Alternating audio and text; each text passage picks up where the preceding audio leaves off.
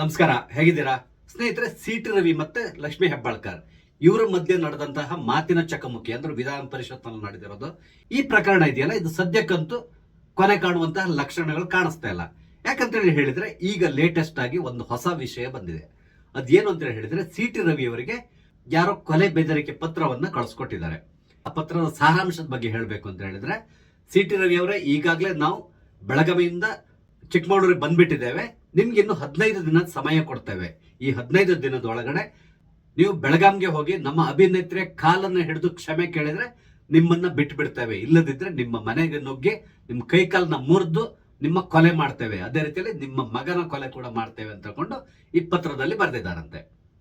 ಇಲ್ಲಿ ಎಲ್ಲಿಯೂ ಕೂಡ ಲಕ್ಷ್ಮೀ ಹೆಬ್ಬಾಳ್ಕರ್ ಅವರ ಹೆಸರನ್ನ ಅವರು ಉಲ್ಲೇಖ ಮಾಡಿಲ್ಲ, ಆದ್ರೆ ಅದ್ರ ಬದಲಾಗಿ ಅಭಿನೇತ್ರಿ ಅಂತ ತಗೊಂಡು ಅವ್ರನ್ನ ಮೆನ್ಷನ್ ಮಾಡಿದ್ದಾರೆ. ಅದು ಯಾಕೆ ರೀತಿ ಮಾಡಿದಾರೋ ಗೊತ್ತಿಲ್ಲ. ಅಭಿನೇತ್ರಿ ಅಂತೇಳಿ ಅವ್ರಿಗೆ ಯಾರು ಕರೀತಾರೋ ಏನೋ ಅದು ಗೊತ್ತಿಲ್ಲ ನಮ್ಗೆ. ಆದ್ರೆ ಇಲ್ಲಿ ಅಭಿನೇತ್ರಿ ಅಂತ ತಗೊಂಡು ಅವ್ರನ್ನ ಮೆನ್ಷನ್ ಮಾಡಿದ್ದಾರೆ.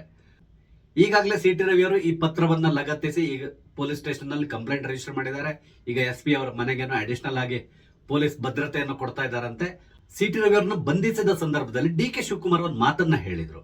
ಅದೇನು ಅಂತ ಹೇಳಿದ್ರೆ, ಸಿ.ಟಿ. ರವಿ ಅವರು ಬೆಳಗಾಂನಿಂದ ಜೀವಂತ ಹೋಗ್ತಾ ಇದಾರಲ್ಲ, ಇದೇ ದೊಡ್ಡದು ಅಂತ ಹೇಳ್ಕೊಂಡು ಹೇಳಿದ್ರು. ಅಂದ್ರೆ ಅವ್ರನ್ನ ಅಲ್ಲಿ ಕೊಲೆ ಮಾಡುವಂತ ಸಾಧ್ಯತೆಗಳಿದ್ದಿತ್ತು ಅನ್ನೋ ರೀತಿಯಲ್ಲಿ ಡಿ.ಕೆ. ಅವರು ಮಾತಾಡಿದ್ರು. ಅಂದ್ರೆ ಅವರು ಡಿ.ಕೆ. ಶಿವಕುಮಾರ್ ಆ ದಿನ ಮಾತಾಡಿದ ರೀತಿಗೂ ಈಗ ಈ ಪತ್ರ ಬಂದಿರೋದಕ್ಕೂ ಎಲ್ಲಿಯೋ ತಾಳಿ ಆಗ್ತಾ ಇದೆ ಅನಿಸ್ತದೆ. ಯಾಕಂದ್ರೆ ಈ ಪತ್ರದಲ್ಲಿ ನೇರವಾಗಿ ಸಿ.ಟಿ. ರವಿ ಅವ್ರನ್ನ ಕೊಲೆ ಮಾಡುವುದಾಗಿಯೇ ಬೆದರಿಕೆಯನ್ನು ಒಡ್ಡಿದ್ದಾರೆ. ಈಗ ಪೊಲೀಸರು ಈ ಪತ್ರ ಎಲ್ಲಿಂದ ಬಂದಿದೆ, ಈ ಪತ್ರವನ್ನ ಬರೆದವರು ಯಾರು, ಅವ್ರನ್ನ ಟ್ರೇಸ್ ಮಾಡಿ ಸರಿಯಾದ ರೀತಿಯಲ್ಲಿ ತನಿಖೆಯನ್ನ ನಡೆಸಬೇಕು. ಯಾಕಂದ್ರೆ ಯಾರಿಗೇ ಆಗ್ಲಿ, ಅಥವಾ ಒಬ್ಬ ಜನಪ್ರತಿನಿಧಿ ಆಗಿರ್ಲಿ ಅಥವಾ ಬೇರೆ ಇನ್ಯಾರೇ ಆಗ್ಲಿ, ಯಾರಿಗಾದ್ರೂ ಮನೆಗೆ ನುಗ್ಗಿ ನಿಮ್ಮನ್ನ ಕೊಲೆ ಮಾಡ್ತೇವೆ ಅಂತ ಹೇಳ್ಕೊಂಡು ಬೆದರಿಕೆಯನ್ನ ಒಡ್ಡುತ್ತಾ ಇದ್ದಾರೆ ಅಂತ ಹೇಳಿದ್ರೆ ಈ ಪ್ರಕರಣ ತುಂಬಾ ಸೀರಿಯಸ್ ಆಗಿ ತಗೋಬೇಕಾಗ್ತಾರೆ ಪೊಲೀಸರು.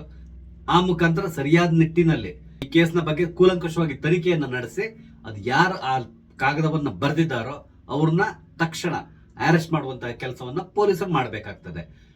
ಈ ಪತ್ರವನ್ನ ಬರೆದವರು ಲಕ್ಷ್ಮೀ ಹೆಬ್ಬಾಳ್ಕರ್ ಅವರ ಬೆಂಬಲಿಗರೇನಾ ಅಥವಾ ಬೇರೆ ಇನ್ಯಾರಾದ್ರೂ ಅವರ ಹೆಸರಲ್ಲಿ ಸುಮ್ಮನೆ ನೋಡೋಣ ಅಂತ ಹೇಳಿ ಪತ್ರ ಬರೆದಿರ್ಬೋದಾ, ಇದನ್ನು ಕೂಡ ಇವರು ಕೂಲಂಕಷವಾಗಿ ತನಿಖೆ ನಡೆಸಬೇಕಾಗ್ತದೆ. ಯಾಕಂದ್ರೆ ಈಗಾಗಲೇ ಇದ್ರ ಸಂಬಂಧಪಟ್ಟಂತೆ ತನಿಖೆ ನಡೀತಾ ಇದೆ, ಆದ್ರೆ CID ತನಿಖೆಯನ್ನು ನಡೆಸ್ತಾ ಇದ್ದಾರೆ.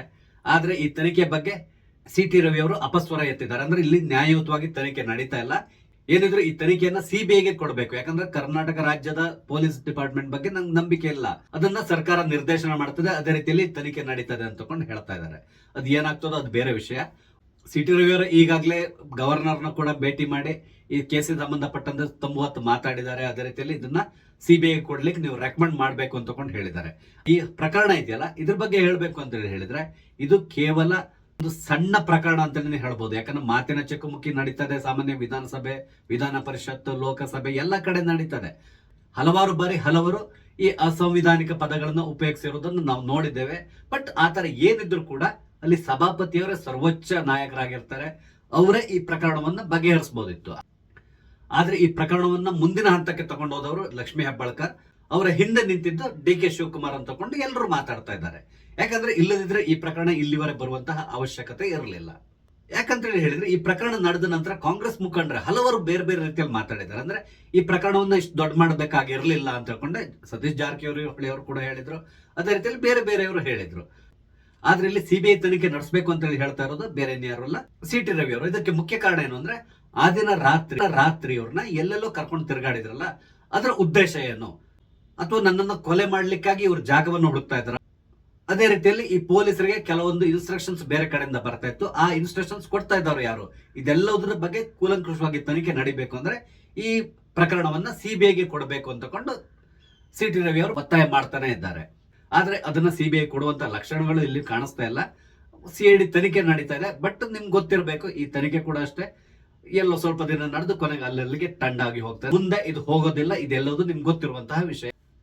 ಇದರ ಮುಂದುವರಿದ ಭಾಗವಾಗಿ ಈಗ ಸಿ.ಟಿ. ರವಿ ಅವರಿಗೆ ಕೊಲೆ ಬೆದರಿಕೆ ಬಂದಿದೆ. ಇದರ ಬಗ್ಗೆ ಕೂಡ ಸರಿಯಾದ ರೀತಿಯಲ್ಲಿ ತನಿಖೆ ನಡೀಬೇಕಾಗ್ತದೆ. ಅದೇ ರೀತಿಯಲ್ಲಿ ಸಿ.ಟಿ. ರವಿ ಅವರಿಗೆ ಕೊಲೆ ಬೆದರಿಕೆ ಹಾಕಿದವರು ಯಾರು, ಇದೆಲ್ಲದೂ ಕೂಡ ಅಷ್ಟೇ ತನಿಖೆ ನಡೆದ ನಂತರ ನಮ್ಗೆ ಗೊತ್ತಾಗ್ತದೆ. ಟೋಟಲ್ ಆಗಿ ಹೇಳ್ಬೇಕು ಅಂದ್ರೆ ಈ ಪ್ರಕರಣ ಸದ್ಯಕ್ಕಂತೂ ಮುಗಿಯುವ ಲಕ್ಷಣ ಕಾಣಿಸ್ತಾ ಇಲ್ಲ. ನೋಡೋಣ ಮುಂದೆ ಏನೆಲ್ಲ ಆಗ್ತದೆ, ನಾವು ಕಾದ್ ನೋಡೋಣ. ಸ್ನೇಹಿತರೆ, ನಿಮ್ಗೆ ನನ್ನ ವಿಡಿಯೋ ಇಷ್ಟ ಆದ್ರೆ ದಯವಿಟ್ಟು ಲೈಕ್ ಮಾಡಿ, ಶೇರ್ ಮಾಡಿ, ಹಾಗೆ ದಯವಿಟ್ಟು ನನ್ನ ಚಾನಲ್ ಸಬ್ಸ್ಕ್ರೈಬ್ ಮಾಡಿ. ನಮಸ್ತೆ, ಜೈ ಹಿಂದ್.